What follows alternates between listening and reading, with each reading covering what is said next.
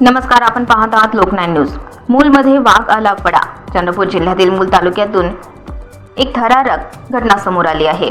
मूल येथील महावितरणच्या उपविभागाअंतर्गत फुलझरी गावात वीज वाहिनीच्या देखभाल व दुरुस्तीचे काम सुरू असताना अचानक वाघाने परिसरात प्रवेश केला। कामावर असलेल्या कर्मचाऱ्यांसमोरच वाघ आल्याने त्यांची अक्षरशः धावपळ उडाली। जीव वाचवण्यासाठी कर्मचाऱ्यांनी थेट विजेच्या पोलावर चढून आश्रय घेतला। वाघ परिसरातच वावरत असल्याने कर्मचारी तब्बल 1 तास पोलवर अडकून राहिले। खाली उतरल्यास जीवाला धोका असल्याने वाघ निघून जाण्याची ते वाट पाहत होते।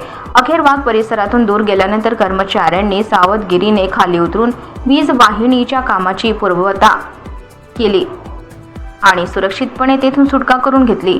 या संपूर्ण थरारक घटनेचा व्हिडिओ सध्या सोशल मीडियावर मोठ्या प्रमाणात व्हायरल होत आहे। जंगलालगतच्या भागात काम करणाऱ्या महावितरण कर्मचाऱ्यांच्या सुरक्षेचा प्रश्न पुन्हा एकदा ऐरणीवर आला आहे।